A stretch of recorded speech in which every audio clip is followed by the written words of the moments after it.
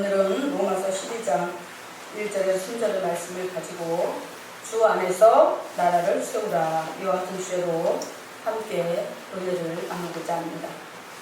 오늘은 여러분이 잘 아시는 것처럼 현충일입니다. 현충일의 의미를 다시 짚어보자면 바로 국권 회복을 위해서 헌신, 희생하신 바로 순국 선열과 자유민주주의의 수호를 위해서 희생한 전몰, 호국, 용사에 숭고한 애국, 애족 정신을 기리고 추모하는 날이라고 우리가 이렇게 알고 계시면 맞을 것 같습니다.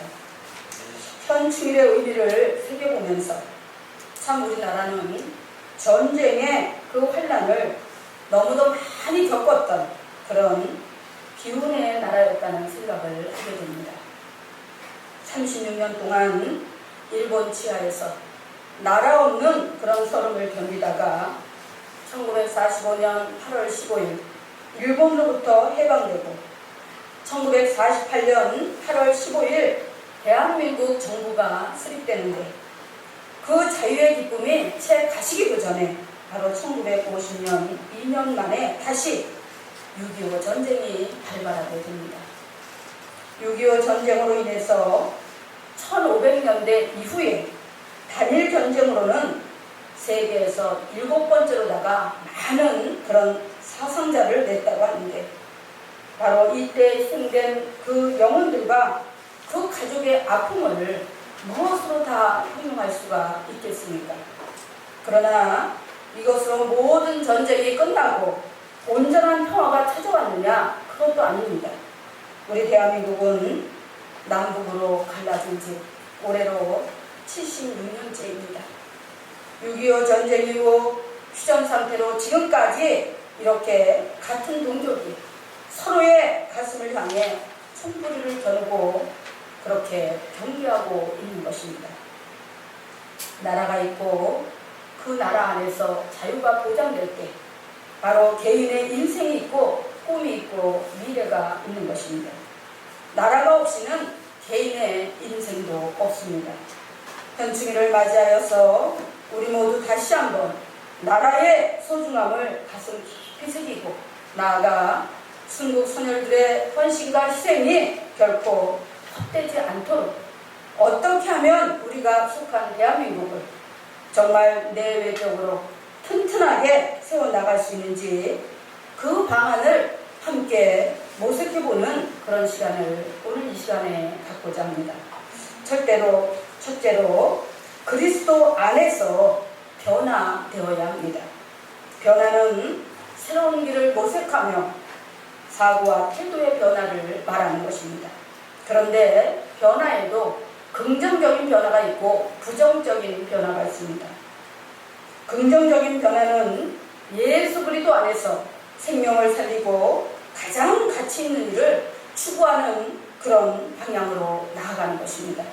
반면에 부정적인 변화는 반듯하고 성실했던 사람이 무가치한 일을 추구하고 많은 사람에게 득이 되지 않는 해가 되는 일을 바로 추구하며 그런 일에 시간을 낭비하며 그런 일에 바로 인생을 허비하고 사는 것을 말하는 것입니다. 더구나 하나님을 믿고 하나님의 자녀라 일컫는 성도들이 만약에 이런 삶을 세상 가운데서 살고 있다면 이제 그리스도 안에서 새롭게 변화되어져서 가치 있고 긍정적인 삶을 추구해 나가야 하는 것입니다. 할렐루야. 왜냐하면 세상에 가장 귀한 가치의 뜻을 두고 그것을 추구하며 사는 자들이 많다면 그만큼 사회가 밝아지고 소망적이고 그 토대 위에 세워진 나라는 그 어떤 외부 세력의 공격에도 흔들리지 않고 내적인 혼란이 있다 해도 꿋꿋이 견뎌내고 튼튼하게 세워져 갈 수 있기 때문인 것입니다. 국민 한 사람 한 사람이 곧 국력이고 나라입니다. 나 한 사람이 변화된다고 세상이 변하겠어? 이런 사고를 가진 사람이 바로 많아질수록에 국력은 약해지는 것이고 나 한 사람이라도 변화되어서 똑바로 살자 하면서 긍정적으로 새롭게 변화될 때 그만큼 국력은 강해져 가는 것입니다. 왜냐하면 국민 한 사람 한 사람이 나라를 세우는 주춧돌이기 때문입니다. 나라라는 큰 건물을 세워 나가는데 한 개쯤이야 하고 그 큰 건물에서 주춧돌 하나를 빼냈다고 합시다. 과연 그 건물이 온전할까요? 바로 언젠가는 크게 무너지게 되는 것입니다. 그러므로 아가서에서도 보면은 성도들이 살아가는 삶의 자리를 포도원이라고 이야기합니다. 그런데 그 포도원에는 바로 포도원을 허는 작은 여우가 있다고, 그런데 그 여우를 반드시 잡아야 된다고 말씀하고 있습니다. 작은 여우는 성도들의 삶의 자리에 부정적인 생각, 하나님을 믿는다고 하면서 하나님을 온전히 의지하지 않고 세상적인 마인드를 가지고 세상적인 구습을 적당히 추구하며 불의와 타협하고 하나님보다 세상 것을 더 소중히 여기고 더 사랑하는 그런 것을 말하는 것입니다. 그리고 그 배후에는 바로 사단 마귀의 악하고 더러운 그런 함정이 있는 것입니다. 대수롭지 않다고, 내가 한 번쯤 일탈을 하고, 내가 한 번쯤 세상 일에 관심을 두고 세상 것을 추구하면서 내가 좀 적당히 그렇게 살았다고 해서 뭐 세상이 무너져? 우리 가정이 무너져? 내 믿음이 무너져? 그렇지 않다는 것입니다. 바로 그렇게 대수롭지 않게 적당히 타협하며 넘어갈 때 바로 나중에는 호미로 막을 일을 바로 가래로도 못 막는 그런 일이 발생하게 되는 것입니다. 바로 작은 여우의 포도원을 허는 행위를 사전에 근절하지 않으면 큰 낭패를 당하게 되는 것입니다. 마찬가지로 성도들은 하나님 안에서 자신들이 속한 나라를 잘 세워나가라는 그런 바로 사명을 받은 자들입니다.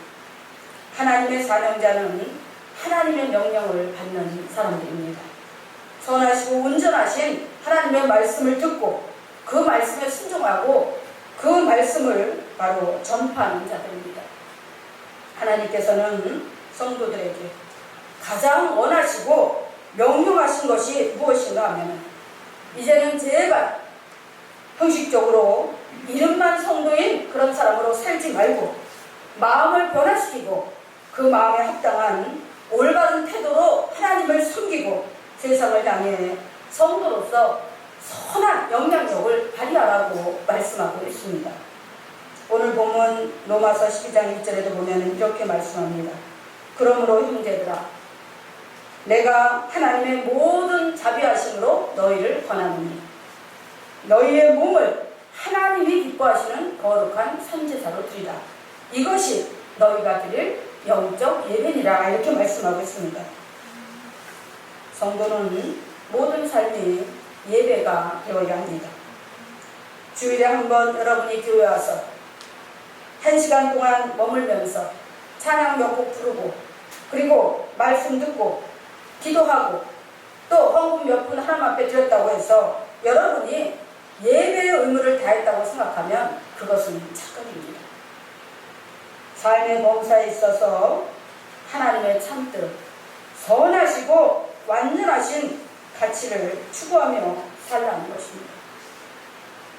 우리가 한 주간 동안 세상 가운데서 그냥 내 마음 내키는 대로, 그냥 내 감정 치우치는 대로 그렇게 아무렇게나 살다가 교회 다니니까, 어느 교회 다니고 성도니까 주일날 교회에 와서 그냥 1시간 드리고 또 세상으로 돌아가서 똑같은 짓을 반복하며 산다면 그것은 온전한 성도가 아닌 것입니다. 왜 우리가 세상에 나가 전도합니까? 왜 복음을 전합니까? 교회 다니니까 종교활동하기 위해서요? 아니면 교세를 키우기 위해서요? 절대 아닙니다. 세상에서 악을 몰아내고 사랑이 넘치고 선하고 아름다운 나라를 세워나가기 위해서 잘못된 사고에 사로잡혀서 죄인 줄도 모르고 죄악을 저지르는 사람들에게 참된 길이 무엇인지 어떻게 살아야 되는지 간접적으로 알려주고 그들을 주 악에서 돌이켜 의의 길로 인도하기 위해서 우리는 복음을 전하고 전도하는 것입니다. 그리고 우리 인생의 주권자이신 하나님을 알게 하고 그분을 섬기며 그분의 인도하에 진정하고 자유로운 참된 삶과 행복을 누리게 하기 위해서 우리가 그러한 삶을 살기 위해서는 어떻게 해야 되는지를 그것을 간접적으로 가르쳐주기 위해서 우리가 전도를 하고 복음을 전파하는 것입니다. 그렇게 인생의 가치를 귀하게 여기고 세상 가운데서도 더불어 사는 삶 속에서 하나님의 선한 가치를 드러내고 살다가 거룩한 하나님의 전에 와서 하나님을 만나고 영적 교감과 소통을 이루면서 마음을 나누는 것이 바로 몸으로 드리는 예배요 진정한 영적 예배인 것입니다. 할렐루야. 믿으십니까? 사랑하는 성도 여러분, 하나님을 믿는다는 것, 교회 다니며 신앙생활을 한다는 것, 나 개인의 행복과 영생을 추구하는 것을 넘어서서 세상을 살리고 나라를 세우는 거시적인 그런 꿈과 소망을 가지고 성도로서의 본분을 다한다면 여러분이야말로 나라를 세우는 진정한 애국자들인 것입니다. 우리 신흥교회 성도분들 모두 주 안에서 이렇게 나라를 세워나가는 그런 애국자들이 다 되시기를 주님의 이름으로 축원합니다. 두 번째는 이 세대를 본받지 말고 하나님의 선하시고 기뻐하시는 온전하신 뜻이 바로 무엇인지를 알고 추구하라는 것입니다. 로마서 12장 2절에 보니까 이렇게 말씀합니다.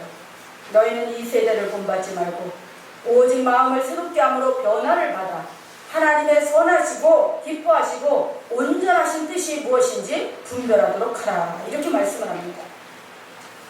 여러분들은 지금 이 세대가 어떻다고 생각하십니까? 세상 불신자들도 지금 이 시대의 상황을 보고 입을 모아서 말세라고 이야기합니다. 말세가 왜 말세일까요? 바로 세상의 끝이 다가오고 있다는 것입니다. 이제 세상이 사라지고 하나님의 나라가 임할 때가 임박했다는 것을 말해주고 있는 것입니다. 이는 세상이 죄악으로 치달아서 무언가 세상이 큰 대가를 치르고 무너지게 될 것이라는 그런 생각을 사람이라면 누구나 갖고 있는 것을 말하는 것입니다. 이러한 상황을 우리가 성경적으로 정리해 본다면 세상 모든 사람들이 이구동성으로 말하고 인정하는 말세는 주권자이시고 창조주인 하나님께서 더 이상 세상에 악의 상황을 묵과할 수 없으셔서 정리하는 것을 말하는 것입니다. 지금 세상은 최악의 상황입니다. 어제 오늘 일이 아니지만 경제적 데미지는 그대로 국민들에게 직격탄을 날려서 생계를 위협하고 있고 도덕과 윤리적 훈계는 생명 경시 사상으로 이어져서 천하보다 귀한 영혼들이 악하고 불의한 자들의 손에 의해 고통 가운데 쓰러져 가고 있습니다. 그뿐만이 아닙니다. 도처에서 빈번하게 일어나고 있는 성폭행 사건은 인간이기를 포기한 사람들의 최후의 발악으로 느껴져서 사람들의 마음을 움츠러들게 하고 그렇지 않아도 힘들고 막막한데 더 어둡고 낙심하게 만들고 있습니다. 범사에 형통한 일은 하나도 없고 사방은 둘러보아도 바로 희망의 빛이 보이지 않고 안 된다, 못 살겠다 하는 신음소리만이 가득합니다. 이런 시대에 지금 우리는 살고 있습니다.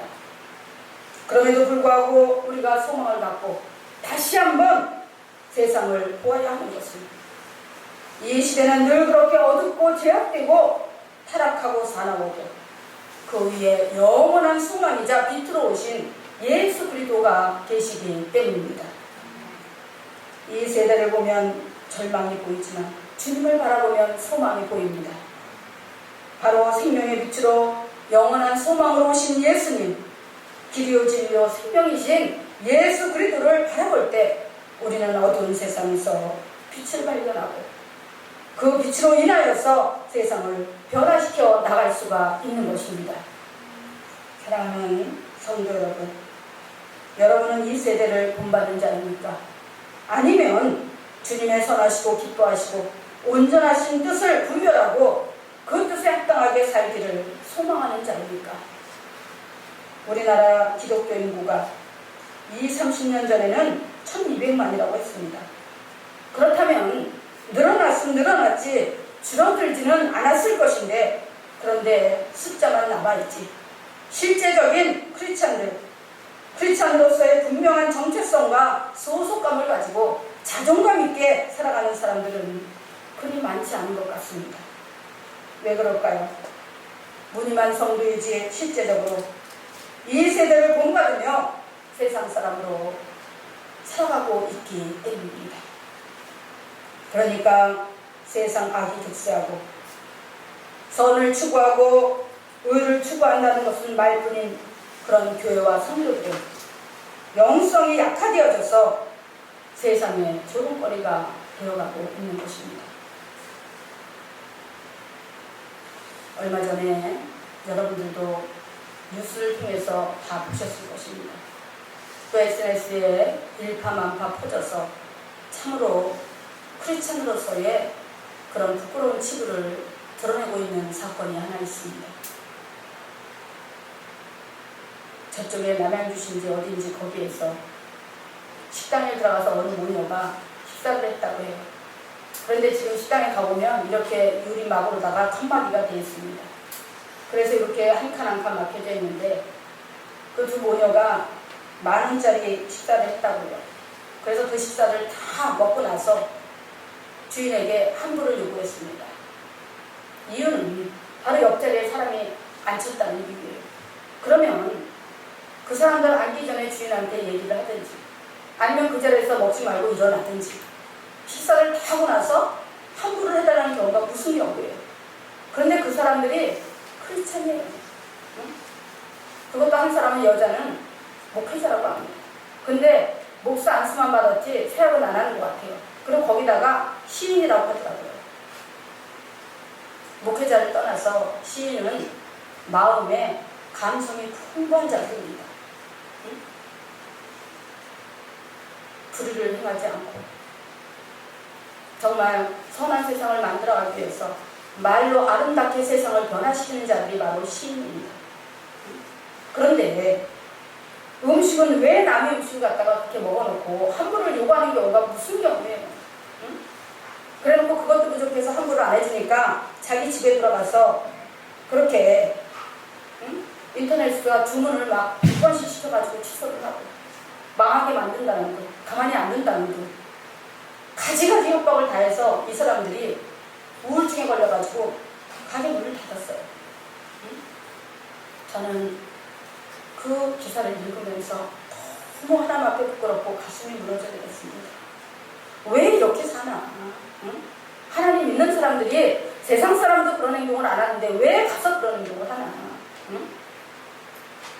코로나가 그렇게 무서우면 식당에 나가지 말지. 그렇죠? 집에서 밥을 먹지. 왜 굳이 거기까지 갔어? 그리고 젊은 부부가 아마 식당을 하는 모양이에요. 아이도 응? 떼어놓고 이렇게 하는 모양인데 잘하라고 열심히 살라고 응? 용기를 주고 격려는 못해줄 망정 왜 자식 같은 사람들한테 가서 그런 행동을 하느냐고요. 정말 참으로 하나님 앞에 부끄럽고 민망했습니다. 이제는 정말 크리스찬들이 변화되어져야 합니다. 하나님을 안 믿는 자들도 똑바로 사는 사람들은 많이 있어요. 응? 무엇을 믿지 않아도 자기 양심의 기준을 삼고 남에게 상처를 주고 남을 실망시키고 절망하게 만드는 그런 행동은 하지 않습니다. 하나님을 믿는 크리스찬들은 세상 사람의 기준보다 퀄리티가 더 높아야 돼요.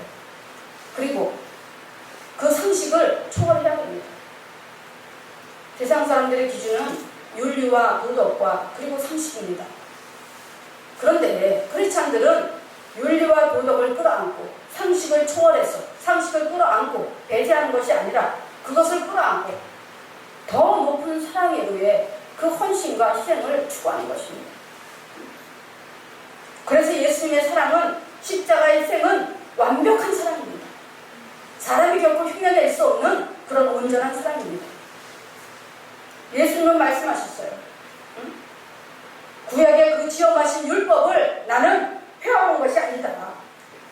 나는 완성시키러 왔노라. 모르다가 사랑으로. 구약에서는 그렇게 말씀합니다. 하나님 믿는 자가 죄를 지면 이는 이로, 눈은 눈으로. 다시 말해서 죄를 지면 그 죄의 대가를 반드시 받아야 된다는 거예요. 남의 눈을 다치게 했으면 그 사람 눈도 다치게 하라는 거예요. 남의 눈을 망가뜨렸으면 그 사람 눈, 이도 망가뜨리라는 거예요. 긍휼 없는 절대적인 심판입니다. 그런데 예수님은 나는 그 법을 폐하는 것이 아니고 바로 완성시키러 왔노라. 무엇으로? 사랑으로. 다시 말해서 저 상대를 사랑하면 해치지 않는다는 거예요. 사랑의 마음으로 포용하고 배려하고 용서하면 그 사람에게 악을 행하지 않는다는 거예요. 근데 사랑하는 마음이 없고 배려심도 없고 이기심만 있고 자기 자신만 생각하고 손에는 요만큼도 서투만큼도 보려고 하지 않고 이러한 불의한 생각, 욕심, 이기적인 그런 생각이 가득하니까 남을 해치고 남을 손해보게 만들고 남을 불행하게 만들고 이것이 과연 예수 그리스도를 믿는 십자가의 그 희생의 사랑을 받고 사는 크리스찬이 해야 할 행동일까요? 나중에 우리가 이 땅을 다 살아낸 다음에 이제 주님 앞에 설 때에 그때에는 하나님께서 긍휼 없는 심판을 하실 거라고 말씀하고 있습니다. 긍휼 없는 심판이 뭐예요? 하나님이 구약에 말씀하셨던 그 법이, 그 지엄하신 법이 그대로 적용된다는 것입니다. 우리가 하나님 앞에 용서받을 수 있는 기회, 하나님 앞에 은혜 받을 수 있는 기회, 하나님 앞에 구원 받을 수 있는 기회, 하나님 앞에 헌신하고 충성할 수 있는 기회도 바로 지금 이때라는 것입니다. 우리가 살아있는 동안에 예수 그리스도께서 십자가에서 죽으심으로 그 완벽한 사랑으로 우리의 삶의 자리에 크리스찬으로서 살 수 있는 모든 문을 활짝 열어놓으셨어요. 그런데 지금 우리가 하나님 믿으면서 이 세상 가운데 살면서 그런 사랑을 실천하지 않는다면, 변화되고 새롭게 되어져서 크리스찬으로서의 삶을 살아내지 않는다면 이제 하나님 앞에 서는 그날에 우리는 긍휼 없는 심판만 받게 될 것입니다. 여러분 분명히 기억하시기 바랍니다. 이스라엘 나라가 왜 패망했는지 아십니까? 하나님을 믿는 나라가, 백성이 믿는 자답게 살지 않았기 때문입니다. 세상 세대를 본받고 세상 사람처럼 사니까 하나님께서 심판의 막대기를 들어서 이스라엘을 두 갈래로 갈라 놓으시고, 그래도 정신을 못 차리니까 바로 아예 세상에서 이스라엘 나라를 흩어져서 세계 각국으로 흩어지게 만들어서 나라라는 자체를 없애버렸습니다. 그때야 비로소 그들은 깨닫고 회개하고 주께로 돌이키자. 세계 각지에 흩어져서 디아스포라로 살던 이스라엘 백성들이 각처에서 모여들어서 그들이 다시 하나님의 뜻 가운데 이스라엘이라는 나라를 건국하게 되는데, 공교롭게도 우리나라가 정식으로 대한민국 정부를 수립한 그런 해인 1948년 이스라엘도 다시 건국을 하게 됩니다. 어찌됐든 이제 이 나라를 올바로 세우고 하나님께서 통치하는 온전한 나라, 행복과 소망이 있는 나라, 정의와 공의가 세워지고 국가라는 체계 안에서 온전한 자유와 꿈과 비전을 마음껏 펼칠 수 있는 나라를 세워나가기 위해서는 바로 크리스찬인 저와 여러분이 앞장서야 하는 것입니다. 물리적인 방법이 아닌 평화적인 방법, 그러나 분명하고 치열한 영적 전쟁에서 승리해야 합니다. 원래 하나님께서는 이 세상을 만드실 때에 그렇게 추하고 살벌하고 악하게 만들지 않으셨습니다. 하나님을 경외하는 사람들이 하나님과 함께 평화롭고 안전하고 행복하게 살 수 있도록 만들어 놓으셨습니다. 그런데 더럽고 악한 사단 마귀가 하나님의 자녀인 아담과 하와를 유혹해서 죄짓도록 만들어가지고 하나님과 멀어지게 하므로 하나님의 절대 주권하에 놓였던 인간의 소속이 사단 마귀에게 넘어가게 되고, 또한 세상 권세 또한 사단 마귀에게 넘어가게 되었던 것입니다. 그리하여 세상 권세를 잡은 사단 마귀는 온갖 추하고 더럽고 악한 것으로 인간을 미혹하여서 넘어지게 하고 죄짓게 만들어서 세상을 어둠 속으로 몰아가고 있는 것입니다. 그런데 하나님이 누구십니까? 창조주요 절대 주권자가 아니십니까? 사단의 악한 권세를 철폐하고 영원한 생명권을 다시 되찾기 위한 방법으로다가 인간의 죄를 대속하고 죄인에서 용서받은 의인으로 위치 변화와 그 신분 상승을 위해서 크고 비밀한 구원의 프로젝트를 준비하시는데, 그것이 바로 예수 그리스도의 십자가 사건입니다. 여러분 명심하시기 바랍니다. 예수 그리스도께서 단순히 그냥 한 영혼을 귀하게 여기서 구원받게 하고 그 억압과 그 사망 권세에서 또 가난의 저주에서 흉악의 결박에서 초난에서 자유케 하려고 하나님이신 예수님이 십자가를 지셨겠습니까? 아닙니다. 바로 세상의 모든 불법과 사망 권세와 흉악의 결박과 그리고 모든 저주를 다 풀어내시고 온 세상을 바로 평화롭고 통통하게 이루어가게 하기 위해서, 세상을 다시 재창조하기 위해서 예수님께서 십자가를 지신 것입니다. 그러므로 이사야 53장 5절에서는 이렇게 말씀합니다. 그가 찔림은 우리 허물을 인하며 그가 상함은 우리의 죄악을 인하며 그가 징계를 받음으로 우리가 평화를 누리고 그가 채찍에 맞음으로 우리가 다음을 입었도다. 사랑하는 성도 여러분, 여러분이 예수 그리스도를 구주로 영접하고 하나님의 자녀된 그 순간부터 여러분은 하나님의 자녀로 주님의 십자가의 공로로 용서받은 의인이 되었습니다. 이제는 사단 마귀의 사망 권세 아래 놓인 것이 아니라 하나님의 절대 주권하에 놓인 것입니다. 그러므로 세상의 육신으로 살지만 세상에 속한 자가 아니요 하나님께 속한 자들인 것입니다. 그러니까 이 세대를 본받으면 안 되고 하나님의 자녀답게 살아야 하는 것입니다.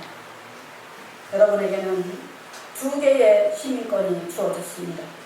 하나는 대한민국 시민권, 또 하나는 천국 시민권입니다. 대한민국 시민권은 이 땅에 사는 동안만 필요한 것이고, 천국 시민권은 영원한 것입니다. 그 시민권이 있어야 여러분이 천국에 들어갈 수 있고 그곳에서 영원히 살 수 있습니다. 마귀를 제어하고 전갈을 밟을 수 있는 권세와 능력이 여러분 안에 있습니다. 세상 행태를 두려워하지 마시고 믿음의 선한 싸움 싸우며 나라를 세워나가는 여러분 되시길 바랍니다. 다니엘과 같이, 요셉과 같이 어디에든 무엇을 하든 하나님을 믿는 크리스찬으로서 바르고 정의롭고 빛과 소명화를 잘 감당하여서 세상 가운데서 영적 기량을 발휘하시기 바랍니다. 그리할 때 대한민국은 밝고 아름답고 평화로운 나라, 모든 것이 형통한 나라가 될 성도 여러분 모두 주 안에서 나라를 세우는 1등 국민이요 애국자들이 다 되시기를 주님의 이름으로 축원합니다. 기도하겠습니다.